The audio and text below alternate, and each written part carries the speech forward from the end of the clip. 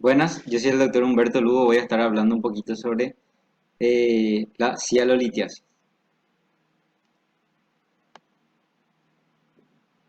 La litiasis salival es una obstrucción mecánica del conducto excretor principal o de los conductos internos del sistema glandular. Provoca un aumento repetitivo del tamaño de la glándula con intensa sintomatología, coincidiendo con las comidas, y que puede ser transitorio y puede sufrir una sobreinfección bacteriana. La cialolitiasis es la causa más frecuente de inflamación unilateral difusa de la glándula submaxilar y la glándula parótida. Su incidencia es de 1 por cada 5.000 a 10.000 y afecta preferentemente a la glándula submaxilar en un 80 a 90% de los casos, la parótida en el 14% y sublingual en el 1%. Sin embargo, con los nuevos métodos de exploración mediante la endoscopía, se aprecia que la incidencia de la litiasis parótida tiene una mayor incidencia de hasta 40%. La litiasis única es más frecuente en la glándula submaxilar. En cuanto a la etiopatogenia, la patogenia es la mineralización de los detritos orgánicos procedentes de las células descamadas, bacterias, moco, cuerpos extraños, etc., que se acumulan en el interior de los conductos excretores. La composición más frecuente son cristales de apatita que contienen carbonato de calcio y fosfato de calcio. Su crecimiento se estima en 1 milímetro anual. La litiasis provoca una obstrucción y un proceso inflamatorio secundario que causa una ectasia y atrofia glandular retrógrada. La edad de presentación más frecuente se encuentra entre los 50 y 80 años y parece existir una mayor incidencia en los fumadores, como ser señalados son mucho más frecuentes en la glándula submaxilar, debido a que su saliva es más viscosa, drena contra la gravedad. Además, el conducto de Wharton tiene un trayecto más sinuoso y un diámetro más estrecho que el esternón.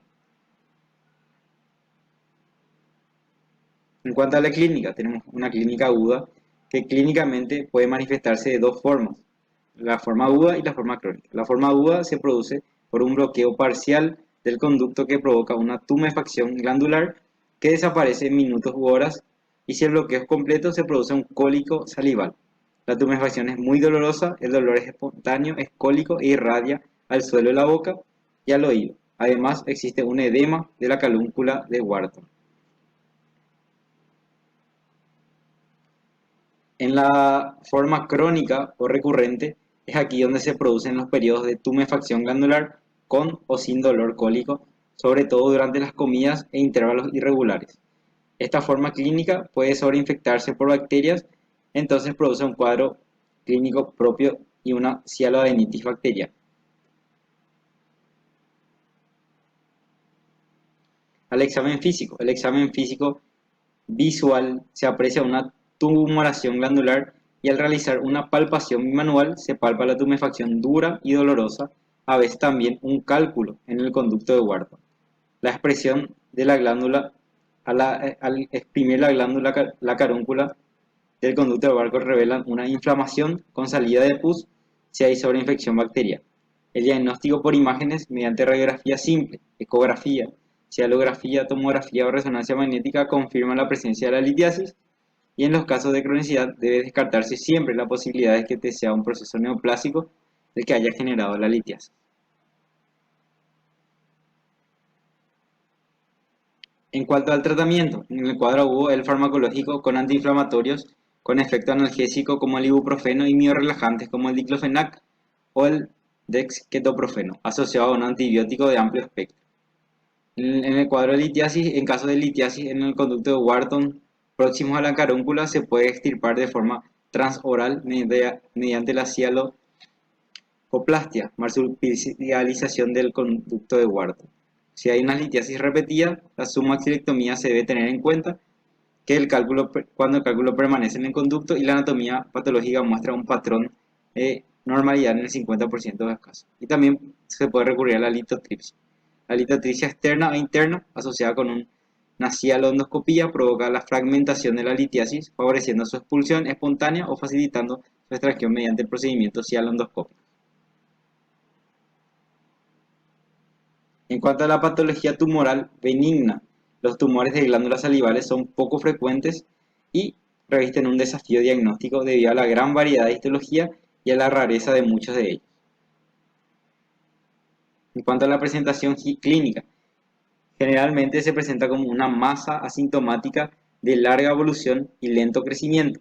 Existen algunas características clínicas que pueden hacer sospechar benignidad o malignidad, como los tumores benignos se manifiestan como lesiones de consistencia quística o elástica, móviles, rara vez cursan con molestias y no provocan parálisis facial.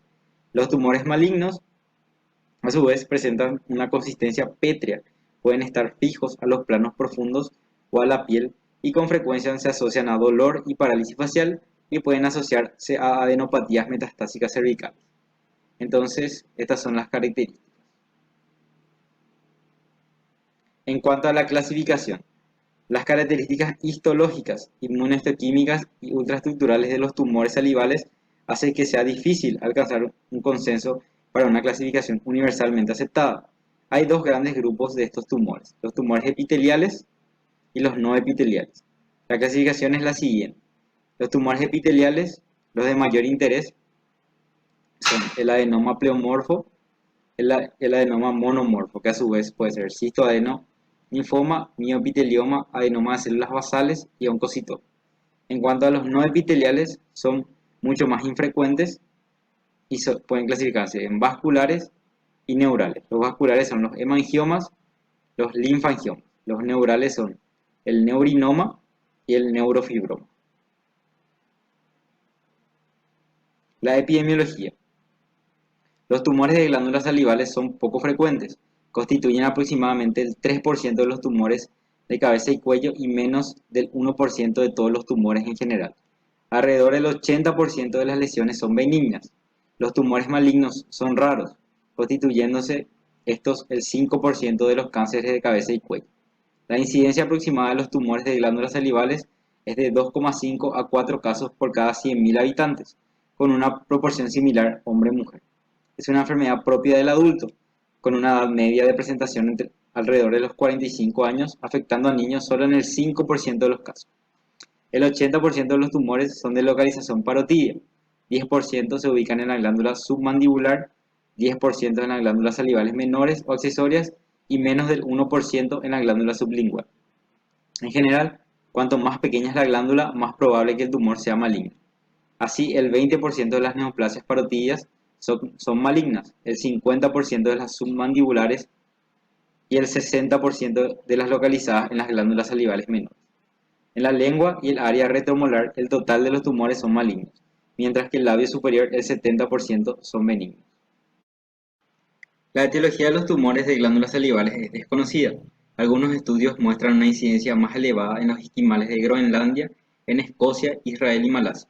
Los pacientes que han recibido radioterapia y aquellos supervivientes a las bombas atómicas de Hiroshima y Nagasaki tienen elevada incidencia de estos tumores, por lo que la exposición previa a la radiación es un factor de riesgo. Las alteraciones genéticas, tales como pérdida alílica, monosomía y tisomía, también se han relacionado con su desarrollo.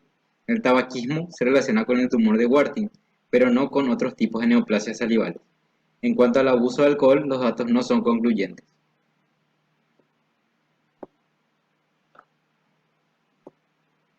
Abordaje diagnóstico. Es necesario un estudio general preoperatorio asociado a alguna prueba de imagen de elección, tomografía o resonancia y una PAF.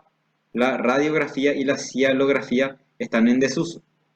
La ecografía es una exploración simple, rápida y de bajo costo. Se utiliza en primera instancia en la exploración de una masa de glándula salival. Es útil en la valoración de masas superficiales de glándulas salivales menores. Permite diferenciar las lesiones extraglandulares de las intraglandulares con una exactitud del 98%. Probablemente su mayor utilidad es servir de guía en la PAF, sobre todo en lesiones no palpables o localizadas en el lóbulo profundo de la parótida o en el espacio parafaríngeo. Las limitaciones de la ecografía incluyen su escasa utilidad en valorar masas profundas y oscurecidas por la mandíbula, así como la extensión base intracraneal y la relación del tumor con el nervio facial.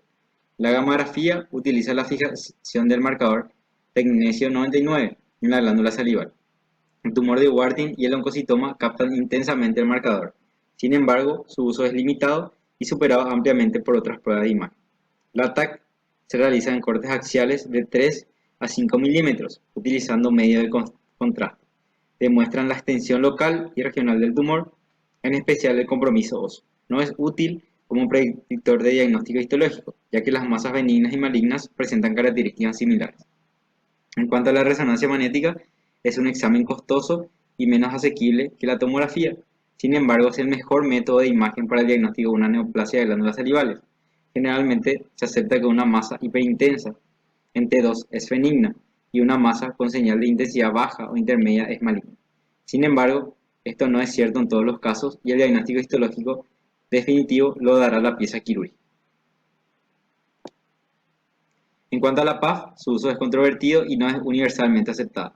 El requisito fundamental es la disponibilidad de un patólogo experimentado, recordando que el diagnóstico patológico definitivo siempre se establece con la pieza quirúrgica completa.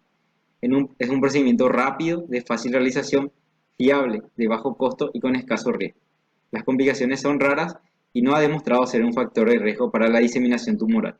Según los estudios más recientes, en los que se comparan los resultados obtenidos mediante la PAF con el de la pieza quirúrgica, la PAF alcanza una sensibilidad del 81 a 94% y una especificidad del 75 a 100% y una concordancia diagnóstica entre el 91 y 98%. Por tanto, la PAF es una herramienta útil al permitir planificar el tratamiento, sobre todo en pacientes no susceptibles de cirugía, pero sí de otra terapéutica.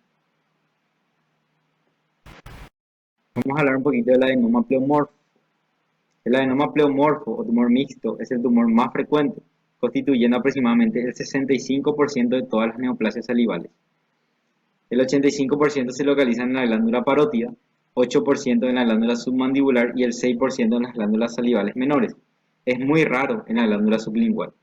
Son más frecuentes en mujeres y la edad media de aparición es de 40 años. Presenta un lento crecimiento y la mayoría de las veces es asintomático. Su aspecto macroscópico es el de un tumor liso y lobulado con una cápsula fina e incompleta.